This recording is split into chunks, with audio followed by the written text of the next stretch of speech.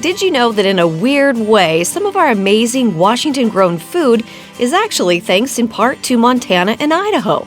Well, maybe that's a stretch, but we do have a pretty deep connection to our neighbors. The amazing soils that grow our local crops actually started in Montana. But don't take our word for it. My name's David McWalter, and in Washington State Parks, I am what you would call an interpretive park ranger. During the last ice age, a chunk of ice at least a half-mile high blocked the Clark Fork River near the present-day Idaho and Montana border. This natural ice dam created an enormous natural reservoir, Glacial Lake Missoula.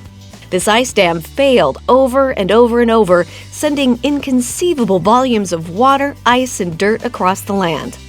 The water that was flowing through here was going about 60 to 65 miles per hour. What's left is what we know as the Grand Coulee and eastern Washington's prime soil and farmland.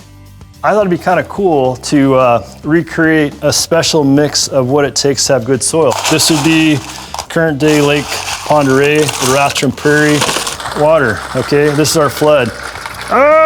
Look at that. This kind of sits there, but then you have the wind-blown loess, right?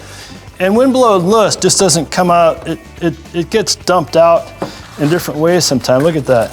So this is what farmers love. This is what is needed for that soil to come alive. This is the secret sauce, okay? All right. This is my catastrophic ice age flood coming over Dry Falls behind us here. We have a wall of water 350 feet up.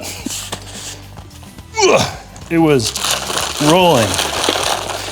It was shaking. It was doing this back and forth, and then it would sit. Water that came through here, it looked muddy. It wasn't clear.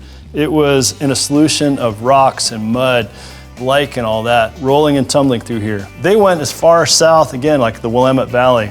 But here in Washington, the cool spots it stopped, the Pasco Basin, the Quincy Basin, Yakima Valley, all those lovely sweet things you can eat in the summer. They're just yum. Cherries, peaches, berries, those kind of things. Those are all from soil that came from here. And that soil came out of solution, meaning that it slowly settled over time, and over multiple times, it would build up into layers and layers and layers of soil. So thank you to our neighbors in the East for making anything Washington grown the very best.